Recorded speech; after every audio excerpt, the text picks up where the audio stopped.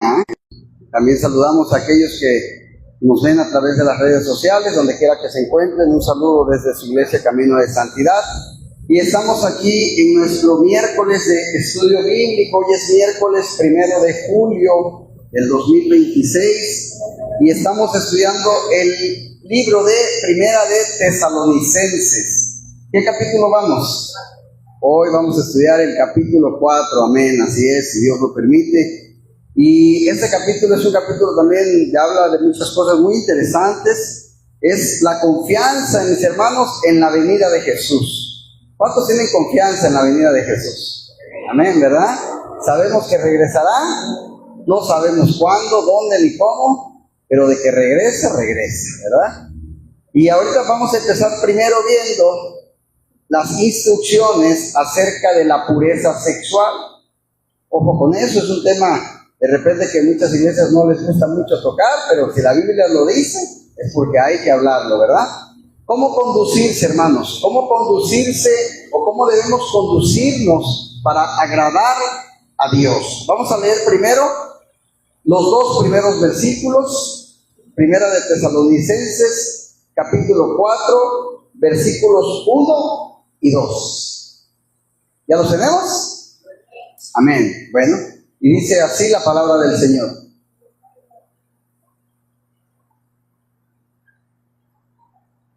Ya estaba escogido, de hecho, los capítulos.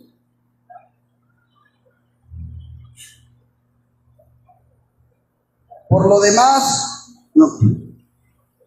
demás, hermanos, os rogamos y exhortamos en el Señor Jesús, que de la manera que aprendisteis de nosotros, como os conviene, conduciros y agradar a Dios.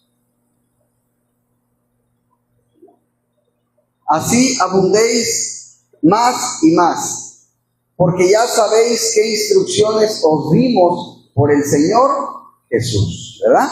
Primero Pablo empieza diciendo por lo demás. El uso que Pablo le da a esta frase por lo demás no significa que ha terminado. Significa que está empezando a cerrar esta sección de la carta con una instrucción muy práctica, hermanos, sobre cómo quiere Dios que viva su pueblo.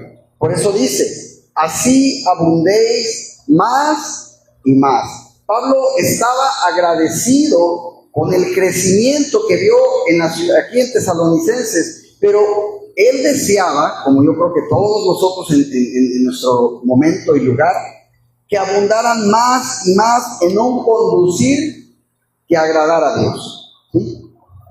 Yo por el hecho de que hoy vea a alguien como ustedes que están aquí miércoles, que somos poquitos, pero que tienen el anhelo de venir y servir y estar aquí, no quiere decir que no quiera que crezcan más, ¿verdad? O incluso ustedes mismos, no creo que estén conformes, ni yo mismo. O sea, todos debemos siempre tener ese anhelo de querer conocer más de Dios, quererle agradar más, querer cambiar más nuestras vidas. Por eso es muy importante que, como dice Pablo, que abundéis más y más y más, porque realmente cuando se termina de conocer o aprender de Dios, no terminamos, nunca, ni nosotros mismos de conocernos a nosotros mismos, ¿verdad? Mucho menos a Dios. Así que hay que abundar más y más. Y continúa Pablo diciendo, de la manera que aprendiste, ¿de qué? De nosotros. Lo que Pablo escribió en los versículos siguientes, hermanos, no era nada nuevo para los tesalonicenses. En las pocas semanas que Pablo estuvo ahí con ellos, él los instruyó en aspectos muy básicos de la moral cristiana, del conocimiento cristiano. Pablo sabía, hermanos, que era importante instruir a los nuevos creyentes en estas cosas, ¿verdad? Como obviamente pues lo sabemos, es importante siempre seguir aprendiendo. Entonces continúa diciendo, como os conviene conduciros y agradar a Dios. Pablo dio por hecho, hermanos, que ellos entendían que el propósito de su conducir, ¿sí?, su forma de vivir, era agradar a Dios y no a sí mismos. Y ese debe ser el propósito de nuestras vidas, agradar a Dios cada día, no a nosotros mismos. Porque les voy a preguntar algo. ¿Habría coherencia en si quisiéramos agradarnos a nosotros mismos y a Dios? ¿Creen que serían las mismas cosas? ¿Verdad que no? ¿Por qué? Porque nuestra carne es pecaminosa, ¿verdad? Nosotros a veces queremos hacer cosas, ahí sí puede ser para agradarnos, que a veces agradan a Dios, coinciden, pero muchas veces va a haber cosas que nos van a agradar que no le agradan a Dios. Entonces, tu propósito de vida debe de ser ¿cuál? Agradar a Dios, ¿verdad? Y hay mucha gente que en su, pues vamos a poner en su conocimiento, en su consejería, de repente dicen, tú vive como tú quieras vivir, ¿verdad? Porque vida, ¿qué dicen? Solo hay una. Sé feliz, goza, haz las cosas que tú quieres. Y yo creo que ese es un mal consejo, porque creo que si yo hago las cosas que yo quisiera, creo que mi alma no estaría tan salva que digamos, ¿verdad? Entonces, es el propósito, una vez más, hermanos, ¿cuál? Todos los días, agradar a Dios, ¿verdad? Así que cuando el cristiano tiene este entendimiento, que es muy básico, hermanos, la siguiente instrucción referente a la moralidad bíblica, pues hace sentido, ¿verdad? Cuando un hombre es salvo por la obra de Cristo, o más bien por la obra que Cristo hizo por él, no se extiende frente a él como un asunto sobre el que puede decidir si le servirá o no. Cuando tú reconoces lo que Dios hizo por ti, hermano, puedes dudar si le tienes que servir o no. Ojo lo que te dije primero, cuando lo reconoces, cuando entiendes lo que Dios hizo por ti, no dudas. Dices, no, pues todo lo que hizo por mí yo tengo que servirle. Él ha sido comprado por un precio, se ha vuelto el cristiano en ese momento un esclavo de Cristo, ¿verdad? Ahora dice, porque ya sabéis qué instrucciones os dimos por el Señor Jesús. Estas instrucciones, hermanos, no eran por Pablo, no eran de la carne de Pablo, eran por instrucción de ¿qué? De Jesús, ¿verdad? Y deben recibirse de esa manera. Si yo aquí en la Biblia dice, no matarás, no robarás, no desearás la mujer de tu prójimo, yo vengo y le digo a un hermano en Cristo aquí, hermano, es que usted al desear a esa mujer está usted pecando, porque esa mujer tiene un esposo. ¿Son instrucciones de Edgar o son instrucciones de Dios? Son de Dios, ¿verdad? Entonces, todo lo que digamos que es de la palabra no son consejos a veces de nosotros, son consejos, más bien son directrices del Señor. Así que la orden de ser sexualmente puro también abarca este capítulo. Vamos a ver el versículo del 3 hasta la mitad del capítulo 6. Vamos al 3, dice, pues la voluntad de Dios, ¿qué es, mis hermanos? Ahí dice, ¿vuestra qué? Santificación. ¿Qué es santificación? ¿Qué me puede decir? ¿Quién entiende esa palabra? Ser santos, exactamente. Que entonces, si lo cambiáramos un poquito, ahí que diría, la voluntad de Dios es ser santos, ¿verdad? ¿Y qué significa ser santos? Apartados, ¿se acuerdan que lo dijimos una vez? Apartados para Cristo. Así que, ¿cuál es la voluntad de Dios, hermanos? Que seamos apartados para Él. Que os apartéis, continúa diciendo, ¿de qué? De fornicación. Que cada uno de vosotros sepa, ojo, fíjense qué palabra tan interesante, sepa. ¿Qué quiere decir? ¿Que todos lo saben? No, que lo tienes que saber. Sepan tener su propia esposa en santidad y honor, no en pasión de concupiscencia como los gentiles, que no conocen a Dios. Hermano, cuando tú y yo actuamos como los gentiles, estamos haciendo ver o entender que realmente no conoces a Dios. ¿Sí? Y luego dice, que ninguno agravie ni engañe en nada a su hermano. Está tremendo esto, ¿eh? La voluntad de Dios, primero dice, es vuestra santificación. Pablo dio esas instrucciones, hermanos, a una cultura romana del primer siglo, que estaba marcada, ojo con esto, en Roma, estaba marcada en este siglo, esta ciudad, por la inmoralidad sexual. Había mucha inmoralidad sexual en Roma. Alguna vez hubo una película muy famosa llamada Calígula, y en esa película de Calígula hablaba de todo lo que no se puedan imaginar que hacían sexualmente hablando. hermanos con hermanas, padres con hijos, madres con hijos, con animales, orgías, o sea, de todo, era algo totalmente depravado, ¿sí? Pero, y es lo que abundaba en Roma, y fíjense quién viene a decirles que hay que ser moralmente, sexualmente conforme a la palabra de Dios. Imagínense lo difícil que era para Pablo hablar estas palabras en este momento de la historia. En esta época, en el Imperio Romano, la castidad y la pureza sexual eran virtudes desconocidas. Sin embargo, los cristianos debían tomar sus estándares de moralidad sexual de Dios y no de la cultura. Hermanos, ¿qué cultura dominaba ahí? ¿Una cultura sexualmente sana o no? No, mas sin embargo, el que era realmente un cristiano, ¿qué tenía que hacer? Seguir las instrucciones de Cristo, ¿verdad? Y hoy muchos nos justificamos diciendo que, no sé, la música, la vestimenta, es que es la moda, es que es como están estos tiempos, hermano, y esto nos da una lección. Ellos pudieron haber dicho, bueno, hay que entrarle al sexo como le está entrando todo, porque es la moda aquí en Roma, mas sin embargo ellos cuidaban su pureza sexual. También va a haber muchas cosas que hoy son modas y que no son correctas, pero no porque sean modas quiere decir que las tenemos que hacer, ¿verdad? Si es una moda que no afecta, ojo con esto, a la palabra de Dios o las enseñanzas de Dios, no pasa nada. Pero si es una moda que te va a hacer ir en contra de la palabra de Dios, no hay que seguir modas.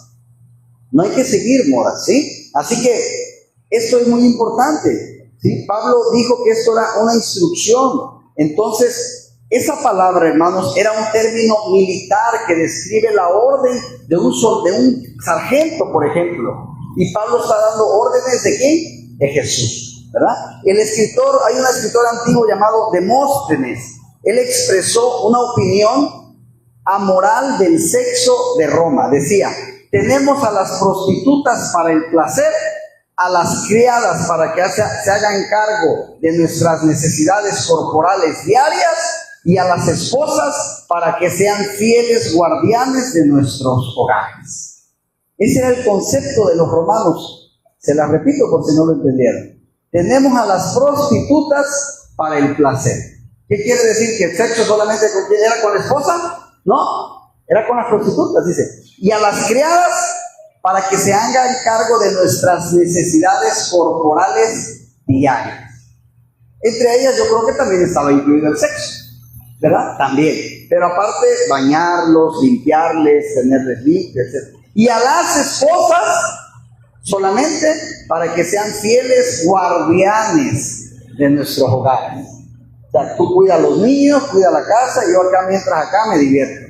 ¿Sí? Esa era la política de ese momento. Entonces, hermanos, la voluntad de Dios es nuestra, ¿qué?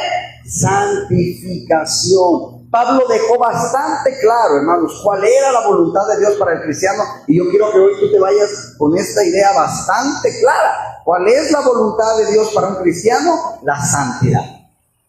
Pastor, pues es que no se puede al 100. No, yo no te digo que se pueda o no. Yo digo que lo intentes, que luches, que pelees contra los ataques de Satanás, ¿verdad? Pero que sea tu objetivo ganar esa santidad cada día.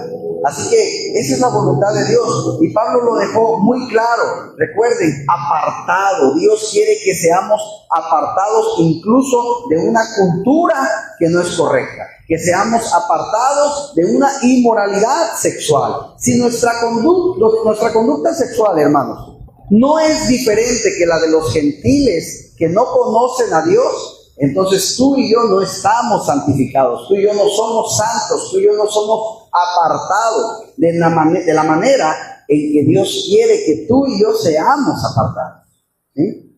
Los que no conocen a Dios, hermanos, no tienen los recursos espirituales para conducirse delante del Señor, pero los cristianos sí. ¿Cuáles serán esos recursos espirituales que tú y yo tenemos? La oración, la palabra, ¿verdad? Ellos no lo tienen, o lo tienen al alcance, pero no lo saben. Por lo tanto, hermanos, los cristianos debemos vivir diferentes que aquellos que no conocen a Dios. No puedes llegar a una fiesta y no saber quién es el cristiano y quién no. No puedes tú llegar a una empresa y no saber quiénes son los trabajadores cristianos y quiénes no. No puedes tú llegar a una escuela y no saber cuáles son los alumnos cristianos y cuáles no. Porque ¿qué creen? Resulta que todos se ven igual. No hay diferencias.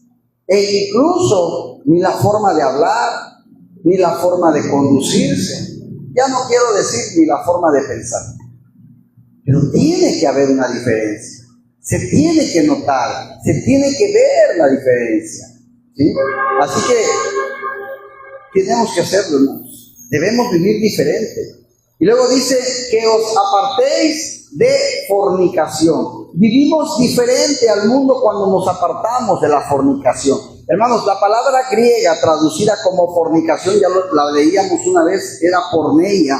Es una palabra amplia que se refiere a cualquier relación sexual que tengas fuera del matrimonio.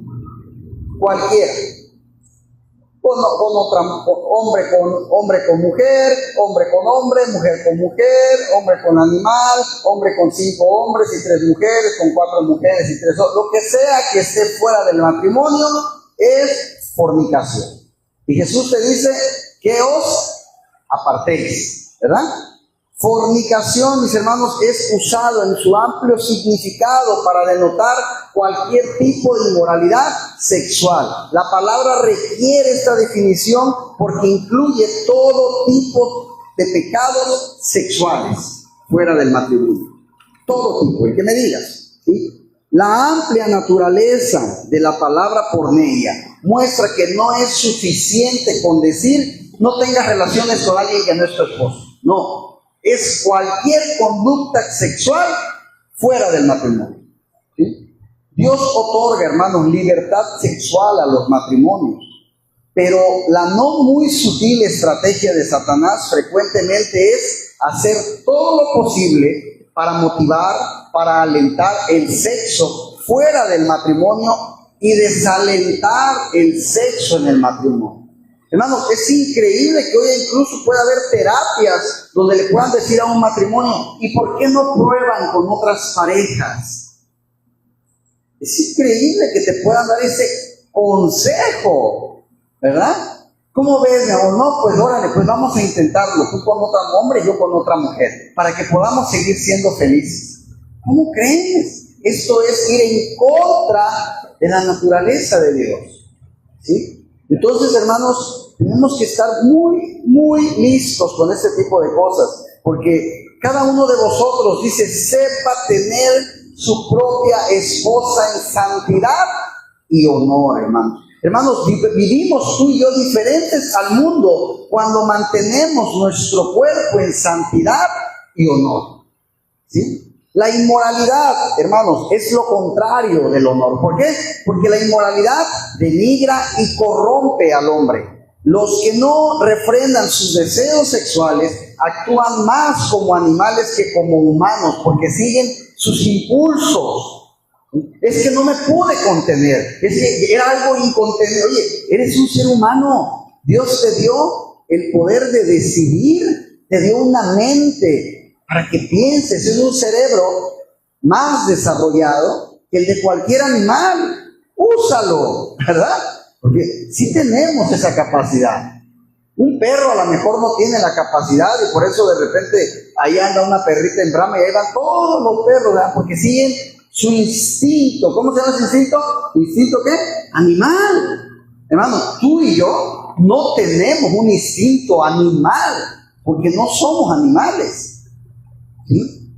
Así que tenemos que cuidar nuestros cuerpos, hermanos, en santidad y honor. Amén. Así que la frase, que cada uno de vosotros sepa, implica que la orden dada, hermanos, aplica para cada individuo de la iglesia. Los mismos estándares morales aplican para todos.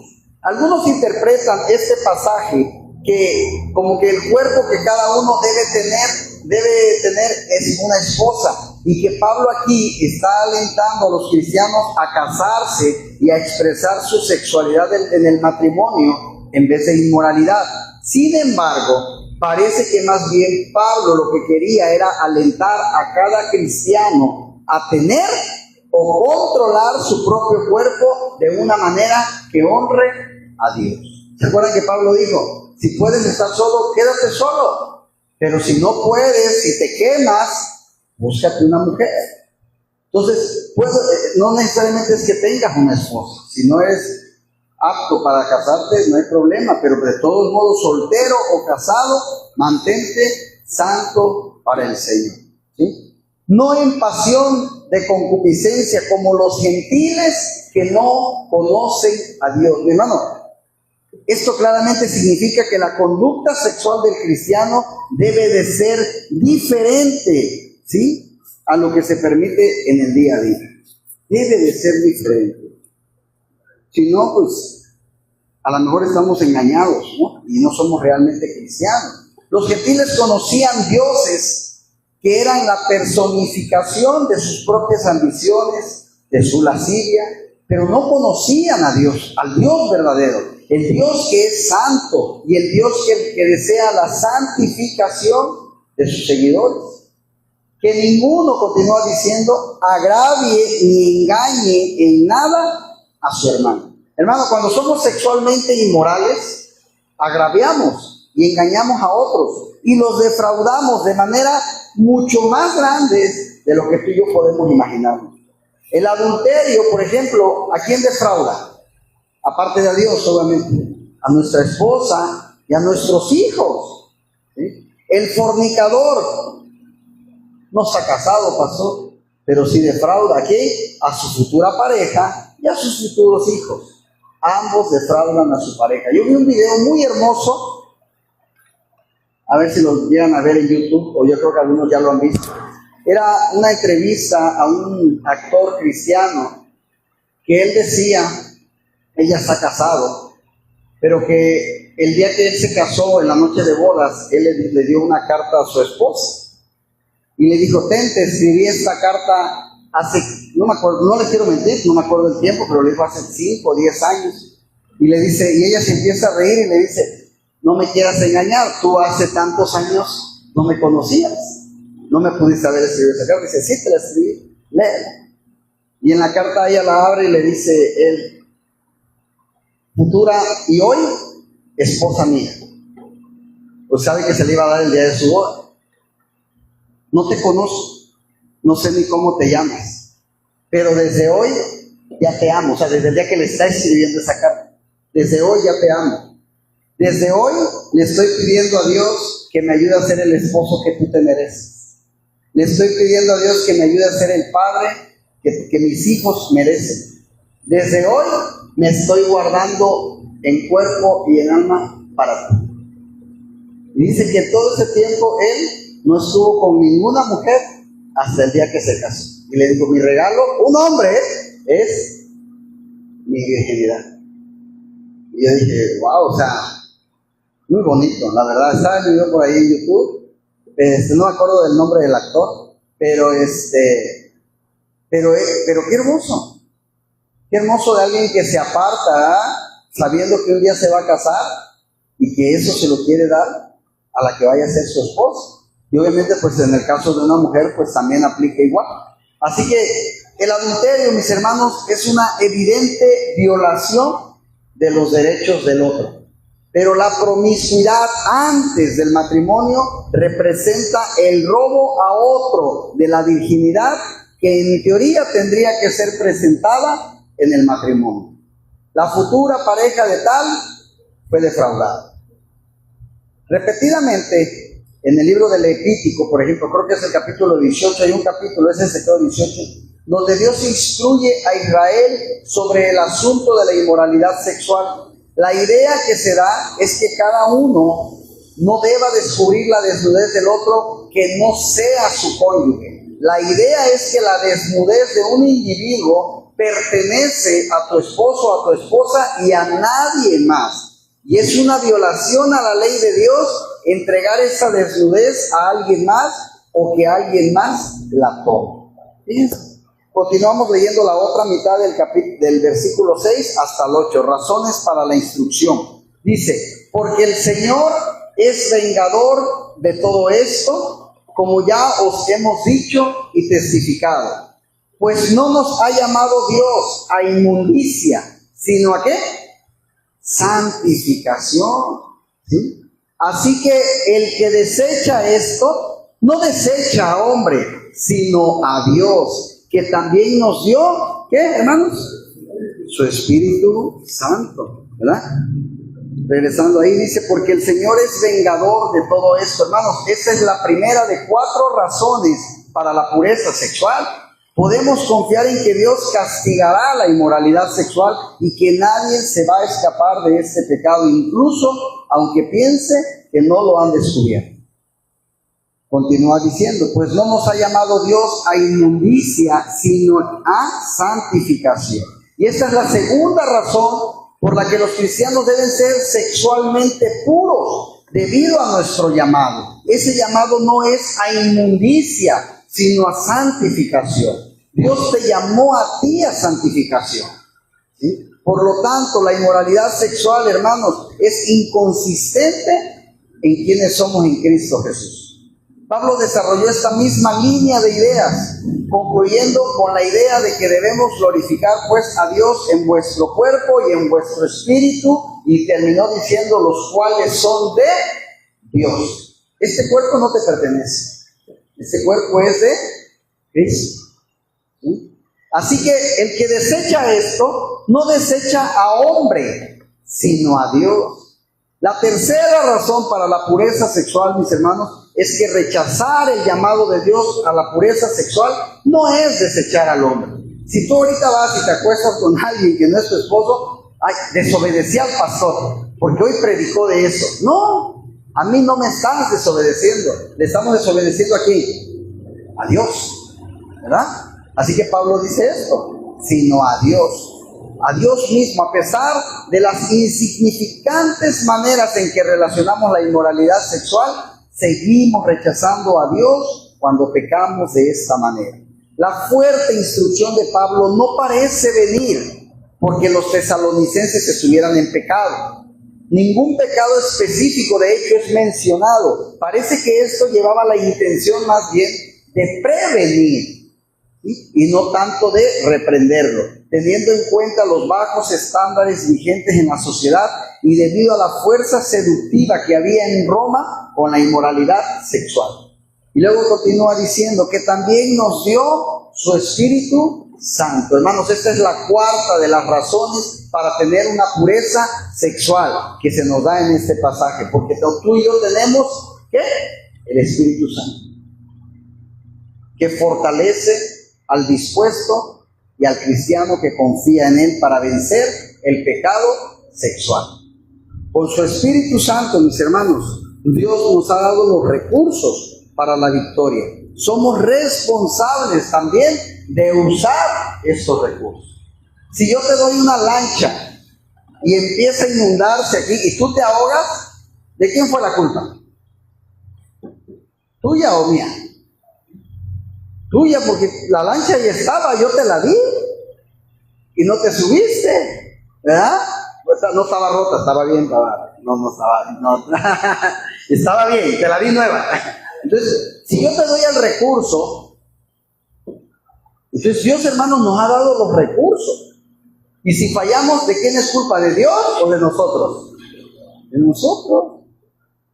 Ahí está, pero tú no lo usas. Entonces, viviendo, hermanos, una vida tranquila delante de Dios, debemos de llevar una vida de amor abundante. Versículos del 9 al 10, fíjense. Pero acerca del amor fraternal, no tenéis necesidad de que os escriba, porque vosotros mismos habéis aprendido de Dios que os améis unos a otros. Y también lo hacéis así con todos los hermanos que están por toda Macedonia. Pero os rogamos, hermanos, que abundéis en ello más y más. Hermanos, pero acerca, dice, del amor fraternal, no tenéis necesidad que os escriba. Estos principios son tan básicos que Pablo sabía que eran evidentes para los cristianos. Los tesalonicenses habían aprendido de Dios de la importancia del amor. Sin embargo, todos siempre debemos recibir un recordatorio, siempre, de las cosas hasta más básicas. Siempre es bueno que lo recordemos. Y luego Pablo les dice, y también lo hacéis así con todos los hermanos que están por Macedonia. No era que ellos no tuvieran amor, hermanos. Su amor hacia todos los hermanos era muy conocido. Pero Pablo, ¿qué decía? No te conformes. Si puedes amar más, ama más. Si puedes ayudar más, ayuda más. ¿Sí? Abundar más y más en su amor. Siguiente, debemos llevar una vida de trabajo. Versículo 11. Y que procuréis tener tranquilidad y ocuparos en vuestros negocios y trabajar con vuestras manos de la manera que os hemos mandado. Y que procuréis, ¿qué dice al principio? Tener, ¿qué? Tranquilidad. Eso significa, hermanos, que debemos de tener una aspiración o una ambición en la vida. Y eso también debe ser tener tranquilidad. ¿Cómo te sientes cuando pagas todas tus deudas? Y dices, ya no debo nada. Tranquila. ¿Qué sucede cuando te arreglas con tu pareja y estaban peleados? Tranquilo. ¿Qué sucede cuando se alivian de una enfermedad? Tranquilo. Entonces, tenemos que procurar estar tranquilos, ¿no? Procuréis, lleva la idea de ambición y es traducida en muchas versiones de la Biblia. Tranquilidad, hermanos, lleva la idea de paz, de calma, descanso, satisfacción. ¿Te hago una pregunta? No me contestes, contéstatela tú. ¿Cuándo fue la última vez que sentiste tranquilidad?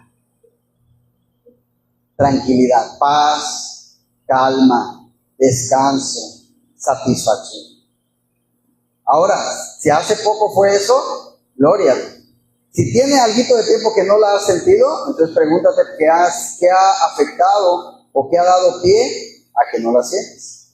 Hermanos, la tranquilidad contradice la exitosísima atracción moderna hacia el entretenimiento, hacia la emoción, y esta adicción al entretenimiento y a lo emocionante también a veces es dañina, tanto espiritual como culturalmente. Podríamos decir que la emoción y el entretenimiento son como una religión para muchas personas hoy en día. Por ejemplo, esta religión tiene un Dios. ¿Cuál es? Yo. Esta religión tiene sacerdotes. ¿Cuáles son? Las celebridades. Esta religión tiene un profeta. ¿Cuál es? El entretenimiento perpetuo. Esta religión tiene escrituras, tabloides y entretenimientos, noticias y programas informativos. Esta religión tiene lugares de adoración, parques de diversiones, teatros, auditorios, estadios de deportes, y podríamos decir que cada televisión y cada teléfono es una pequeña capilla. La religión de la emoción, del entretenimiento, seduce a las personas a vivir sus vidas, hermanos, por solo una cosa: la emoción del momento. Pero estas emociones terminan y son rápidamente olvidadas. Y lo único importante es la siguiente cosa divertida por hacer. ¿Qué sigue? Ya me aburrí de esto. Esta religión condiciona a sus seguidores a solo hacerse una pregunta: ¿es divertido? ¿No me estoy aburriendo? Nunca quiere que hagamos preguntas más importantes como: ¿será verdad esto? ¿Esto estará bien? ¿Esto es bueno? ¿Esto le agradará a Dios? Necesitamos, hermanos, vivir una vida con tranquilidad para que podamos realmente tomarnos el tiempo y poner atención para escuchar a Dios. Cuando vivimos una vida con tranquilidad, podemos escuchar a Dios y créeme, vamos a llegar a conocerlo mucho mejor. Ocuparos, dice, en vuestros negocios.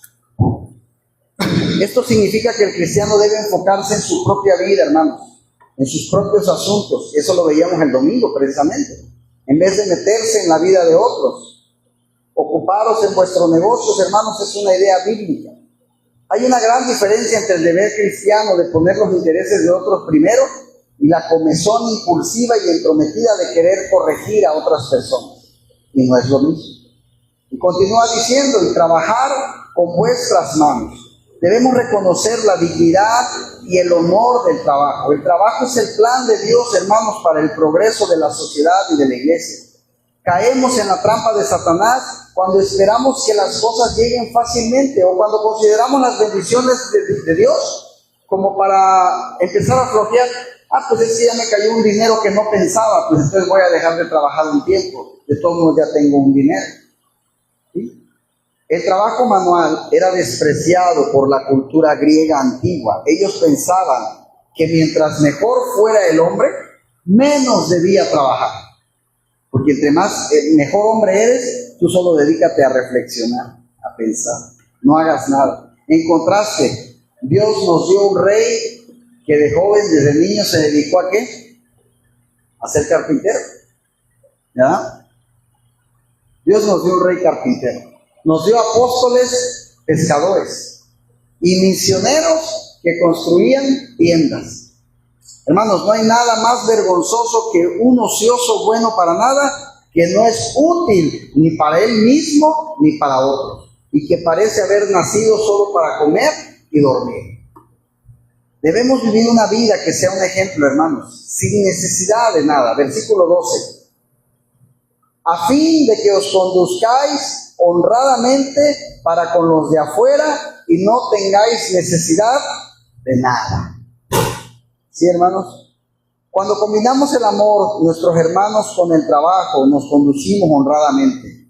Las personas que aún no son cristianas verán nuestro ejemplo y serán influenciados a convertirse en seguidores de Jesús. Y termina diciendo, y no tengáis necesidad de nada. Pablo completa esta idea, hermanos, para que veamos vuestro rostro y completemos lo que falta a nuestra fe. Si ellos seguían sus enseñanzas y su ejemplo, no tendrían necesidad de nada y habrían llegado al lugar de genuina madurez cristiana. Vamos a cambiar el punto o el enfoque del capítulo, porque aquí cambia. Sobre los cristianos que han muerto, hermanos. A los creyentes fallecidos se les considera como dormidos. Versículo 13. Tampoco queremos, hermanos, que ignoréis acerca de quiénes, de los que duermen, para que no os entristezcáis como los otros que no tienen esperanza.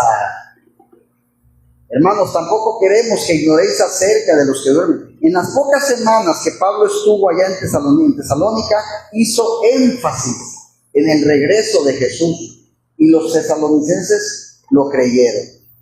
¿Sí? Hermano, tú no te preocupes, porque ya pastores, ellos ya tienen años que dicen que Jesús va a regresar y nada más no regresa.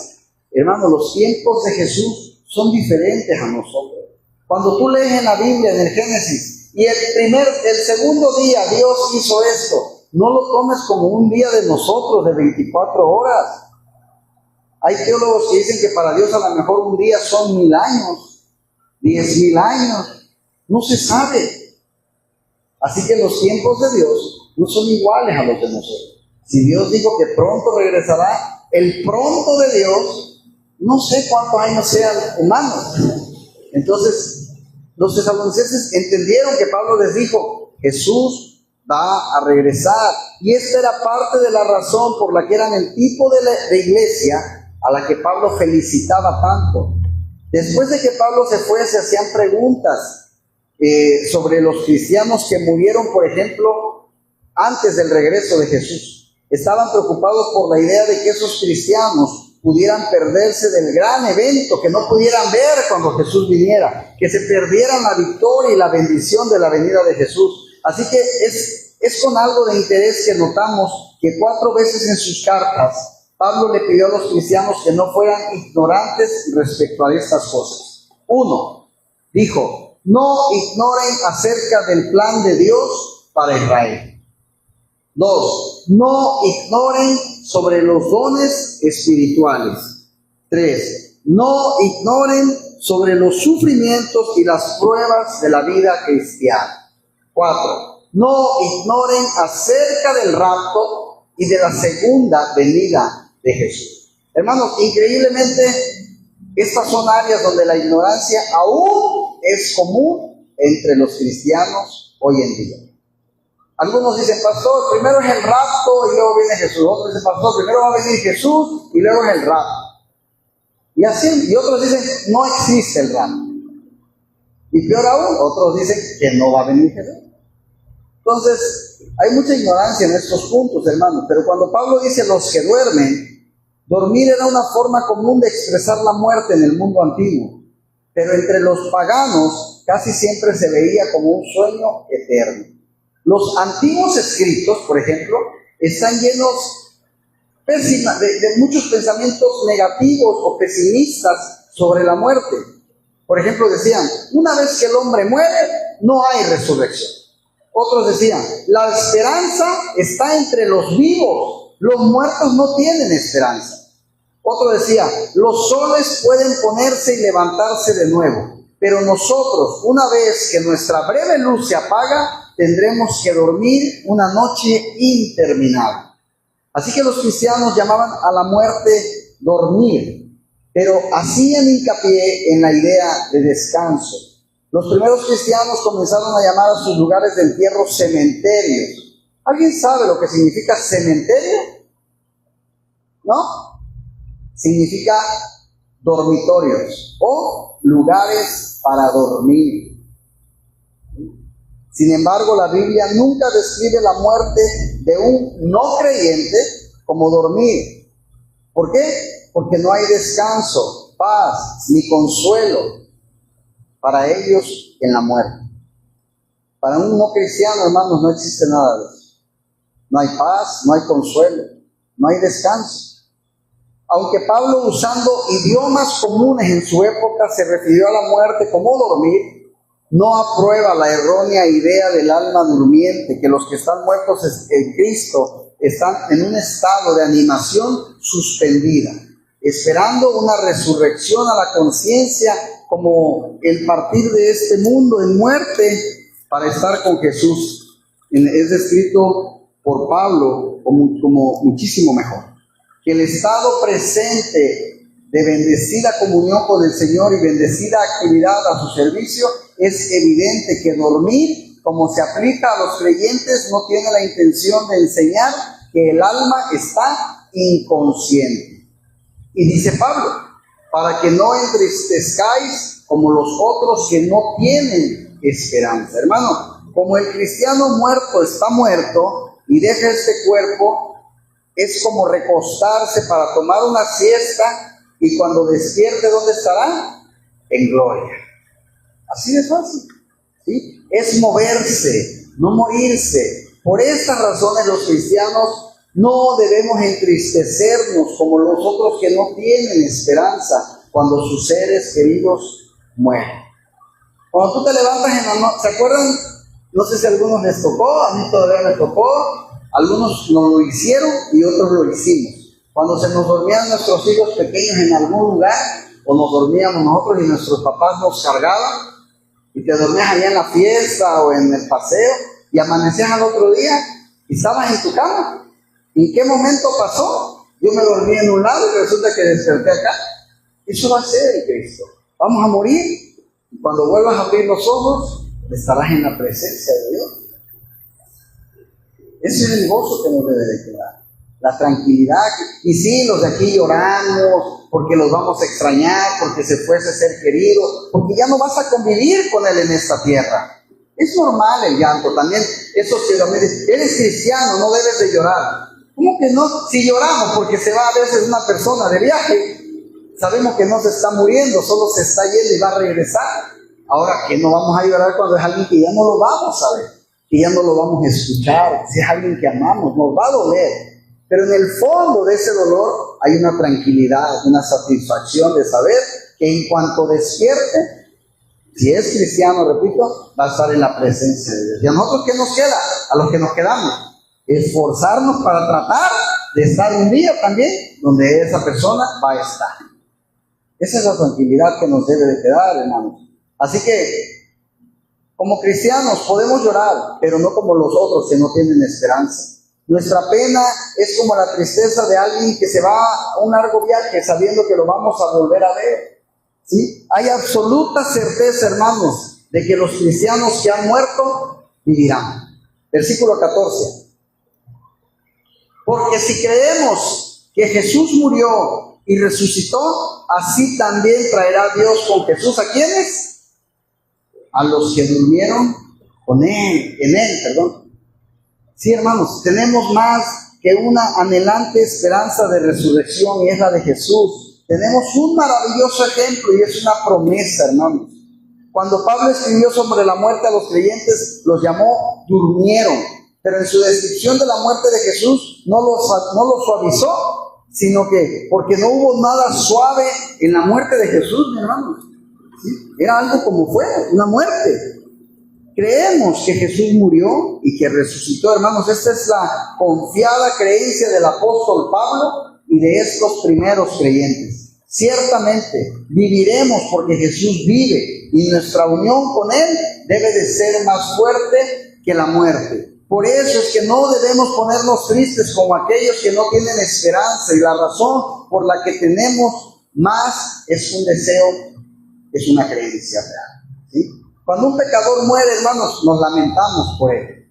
Ahí sí. Cuando un creyente muere, solo nos lamentamos por nosotros, porque somos los que lo vamos a extrañar. Porque ellos ahora estarán con el Señor. En las ruinas de Roma, usted puede ver magníficas tumbas paganas con inscripciones sombrías en ellas. Y hay una muy popular que dice: no era, me convertí, no soy, no me importa. O uno puede visitar las oscuras sepulturas y lee gloriosas inscripciones.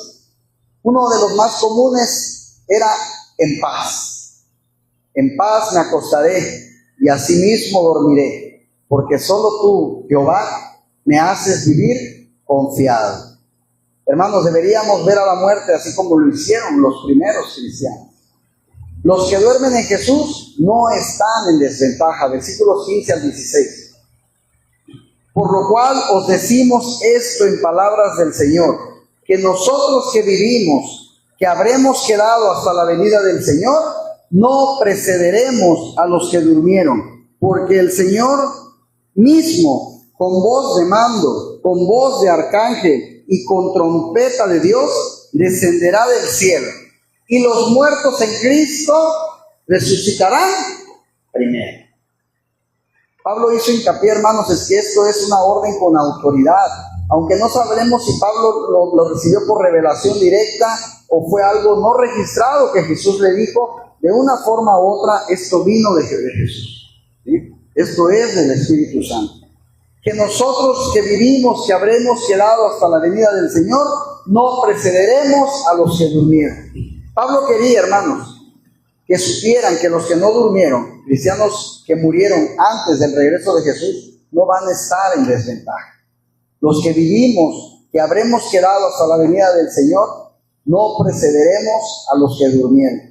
Dios les permita a los que durmieron compartir la gloria de la venida del Señor. Los vivos no tendrán ventaja sobre los que ahora duermen. No se encontrarán con la venida de Cristo antes que los muertos, ni tampoco vendrá ningún precedente de la bienaventuranza de su vida, hermanos. Por eso dice, nosotros que vivimos, significa que el mismo Pablo compartía esta expectativa. No era porque Pablo tuviera una errónea promesa de que el regreso de Jesús sucedería mientras estuviera con vida. Más factible es la solución que ve a Pablo poniéndose como ejemplo de la expectativa de la iglesia en todos los tiempos. La anticipación cristiana adecuada incluye el inminente regreso de Jesús a este mundo. Porque el Señor mismo, con voz de mando, con voz de arcángel y con trompeta de Dios, descenderá del cielo. Cuando Jesús regrese, hermanos, lo hará personalmente. El Señor mismo descenderá y vendrá con voz de, ¿qué dice?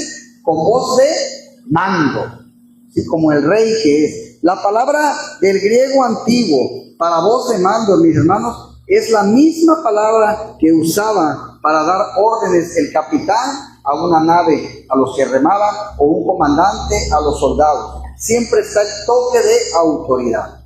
Aparentemente habrá, dice aquí, algún tipo de señal audible que anuncie este increíble evento. Puede ser que las tres descripciones, voz de mando, voz de arcángel y trompeta, se refieran al mismo sonido. Puede ser, estoy diciendo.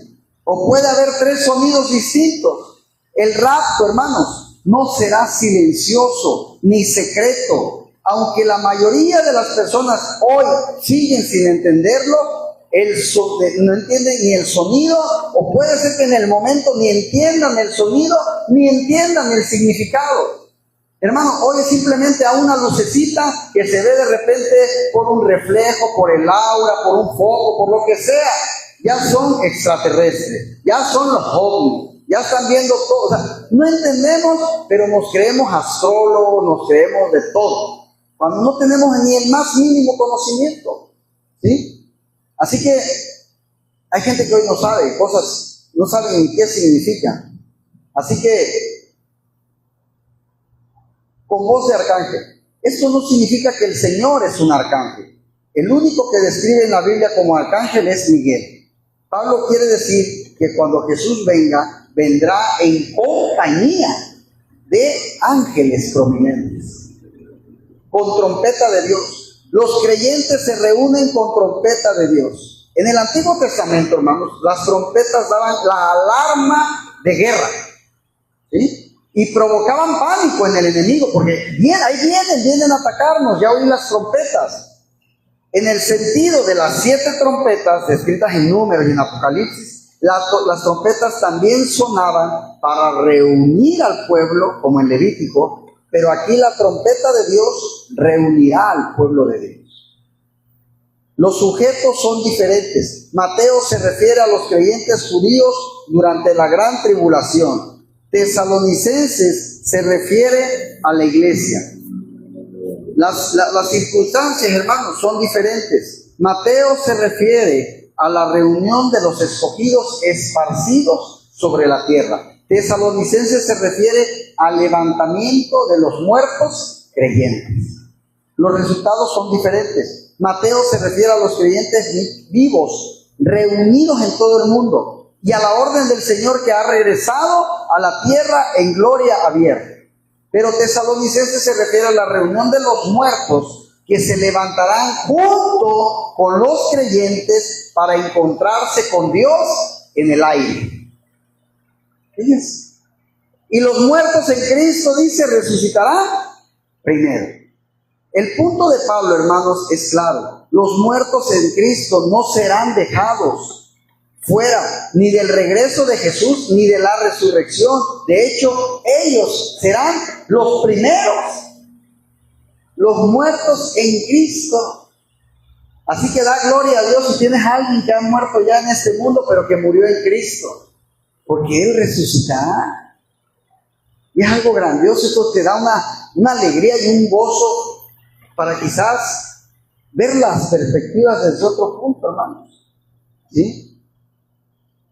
Resucitarán primero. Muchos se preguntarán, ¿cómo es que los muertos en Cristo resucitarán primero? Algunos creen que ahora tienen cuerpos temporales y entonces están esperando esa resurrección. Otros creen que ahora son espíritus sin cuerpo que están esperando la resurrección. Y otros piensan que los muertos en Cristo experimentarán la resurrección inmediatamente. Jesús viene a encontrarse, hermanos, con su iglesia. Versículo 17, fíjense bien. Luego, fíjense esa palabra, luego, ¿qué quiere decir?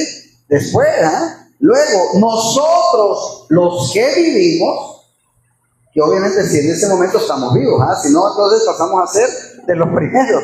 Los que vivimos, los que hayamos quedado, seremos ¿qué? Arrebatados juntamente con quién, hermanos. ¿Con quién hablamos? ¿De quién hablamos primero? De los muertos en Cristo. ¿Sí? Juntamente con ellos. ¿En dónde vamos a ser arrebatados? En las nubes, para recibir al Señor. ¿En dónde? En el aire. Y así estaremos siempre con el Señor. Luego nosotros, hermanos, los vivos que hayan permanecido hasta el regreso de Jesús, serán arrebatados para encontrarse con Jesús en el aire, con los muertos en Jesús, que ya fueron resucitados, hermanos. Yo espero y anhelo y le pido a Dios que el día que eso pase, si yo estoy vivo, me encuentre caminando en sus caminos. Me encuentre santificado, que no haya yo pecado sin haber tenido tiempo de arrepentirme y pedirle perdón. Ojalá que regrese un domingo en la mañana para que encuentre a todos en la iglesia, porque me preocupa que regrese un miércoles en la tarde. No hay nadie. Digo, las iglesias que tienen servicio los martes, los jueves. Yo creo que los varios cristianos piensan que Jesús va a regresar el domingo en la mañana, porque ese día van todos a la iglesia. Yo espero, desgraciadamente no soy profeta ni nada. Y la palabra dice, hermano Víctor, que nadie sabe qué, ni el día ni la hora. Así que no se confíen que va a ser el domingo. No se confíen.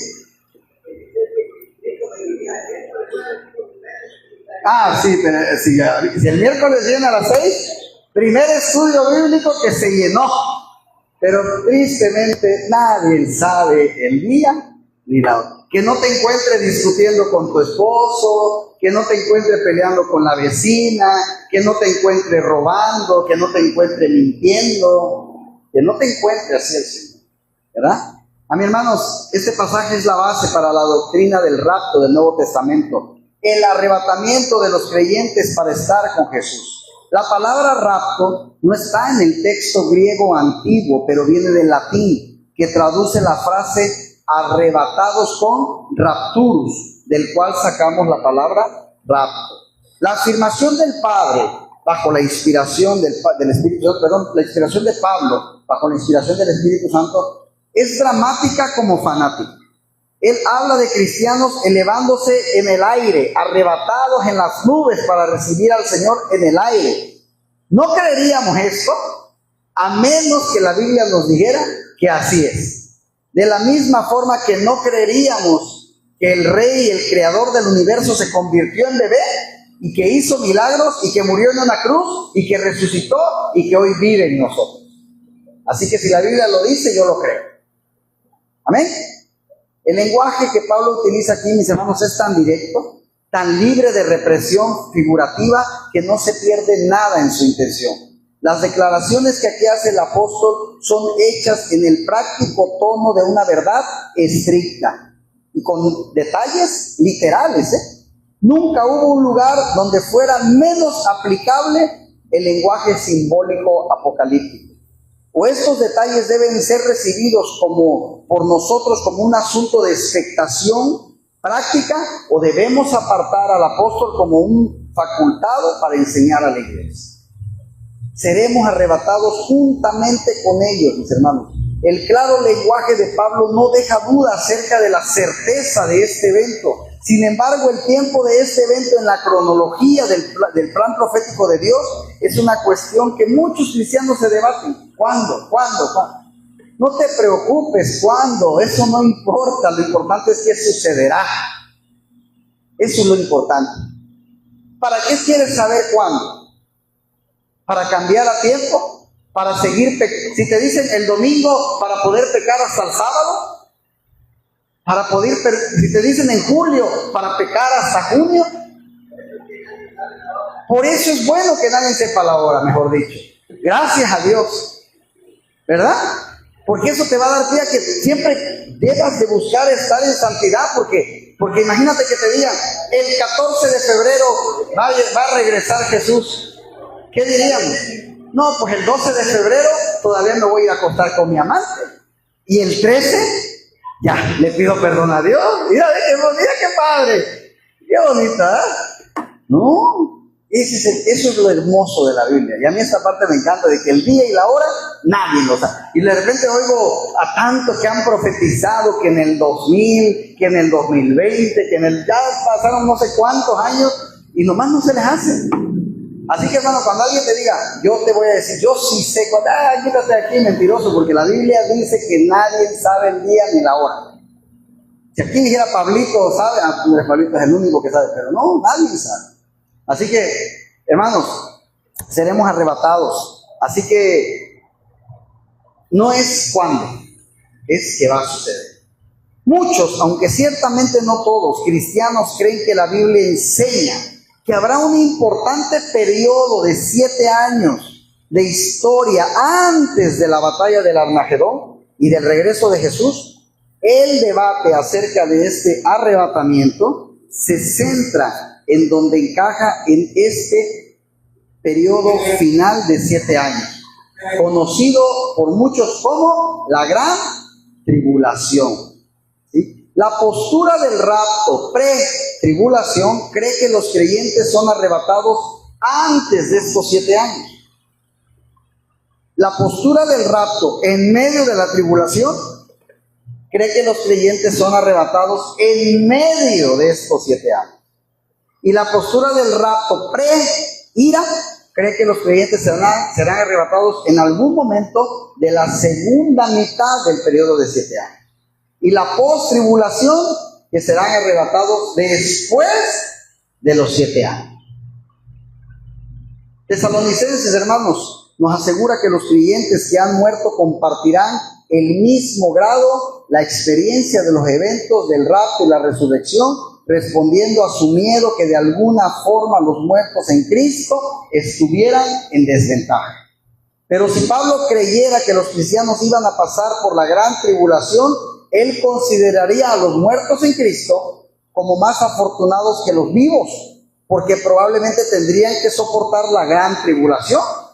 Sería lógico para Pablo consolar a estos tesalonicenses con la idea de que los muertos en Jesús estaban mejor porque no tenían que experimentar la gran tribulación. Pero él consuela a los cristianos que están pasando por tiempos difíciles, prometiéndoles un próximo descanso, mientras que sus perseguidores padecerán un juicio certero. Pero si Pablo supiera que la iglesia estaba destinada a pasar por la gran tribulación, hubiera sido más apropiado de su parte advertirles sobre estas pruebas. Mas sin embargo no lo hace. Sufrimientos que quizás venían, en vez de ofrecer una promesa de un próximo descanso. Y dice, y así estaremos siempre con el Señor. Hermanos, la manera en que Jesús nos reunirá con Él es impresionante. Es impresionante. Pero el asunto principal es que cualquiera que sea el estado de los cristianos, muertos o vivos, a la llegada de Jesús, estaremos con Él. Imagínate, yo no sé quién te venga a la mente ahorita, yo no tengo muchos todavía muertos que hayan muerto en Cristo. La mayoría de mis muertitos no estuvieron mucho en Cristo, pero imagínate a aquel muertito que quizás tú extrañas, que murió en Cristo. No sé, tu papá, tu mamá, hijo, esposo, no sé. Y la alegría de volverlo a ver. Y eso debe de darnos también un plus. No digo que sea la principal motivación, ¿verdad? Pero debe ser un plus para decir, yo quiero seguir buscando del Señor. Quiero seguir creciendo en santidad. Yo a veces me da risa ciertas cosas que veo en el mundo, ¿no? De repente muere un cristiano o cristiana y los familiares que no son cristianos, ojalá te vuelva a ver. Yo me voy a decirle, no lo vas a volver a ver. No, olvídate, no lo vas a ver. Si no buscas a Cristo, no lo vas a volver a ver. Entonces yo digo, si sabes que murió en Cristo y tú estás vivo pero sin Cristo, búscalo. Si realmente lo o la amabas, búscalo. Si es tu anhelo volver a verlo algún día. ¿Sí? Pero a veces hay que ser también prudente. De repente llega la gente a los velorios y ya está descansando en paz.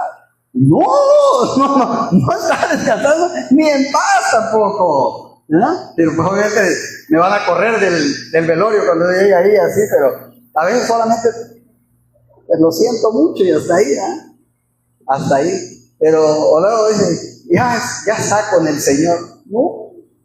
No sabes ni lo que estás diciendo, ¿verdad? Así que hermanos, así que dice, y así estaremos siempre con el Señor. La manera en que Jesús nos reunirá con Él es impresionante, pero el asunto principal es que cualquiera que sea el estado Estaremos siempre con el Señor y es la gran recompensa del cielo, hermanos, estar con Jesús. La muerte no puede romper nuestra unidad con Jesús, eso es lo más hermoso. No puede romper esa unidad ni con otros creyentes.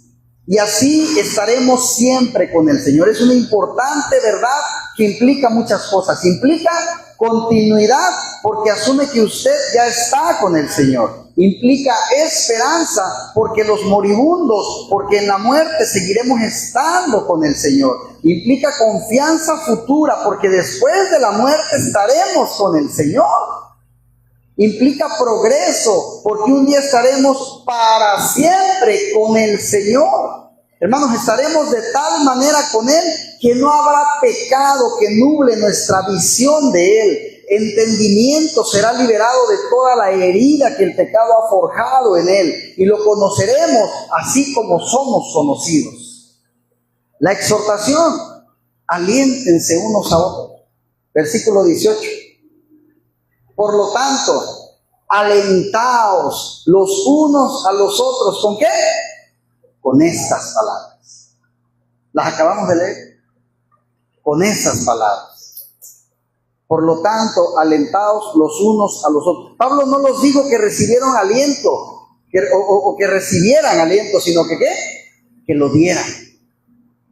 Que dieran. Es la forma, mis hermanos, en que Dios trabaja. Siempre recibimos aliento cuando lo damos. Cuando lo damos. Pablo no busca consolar o alentar a los lectores, sino más bien los invita activamente a consolarse o alentarse unos a otros. El presente imperativo pone sobre ellos el continuo deber de hacerlo, tanto en la conversación privada como en los servicios públicos. Con estas palabras termina diciendo: la verdad del regreso de Jesús por su pueblo, hermanos, y la eterna unión de Jesús y su pueblo debe de ser la más grande fuente de aliento para cualquier cristiano.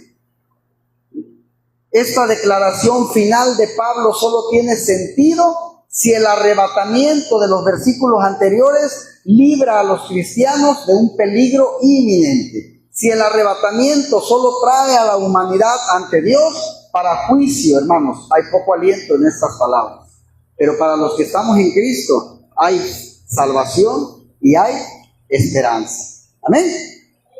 ¿Cuántos dan gloria a Dios? Amén.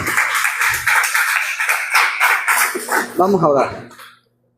Padre, te damos gracias, Señor. Gracias por este estudio que nos has permitido hoy, y que cada día, Señor, tú vayas disipando dudas que quizás podamos tener en nuestras mentes o corazones.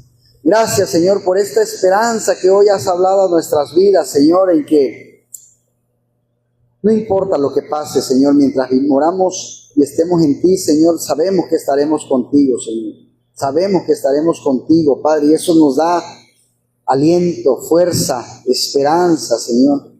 Porque para nosotros el vivir es Cristo y el morir es ganancia, Señor.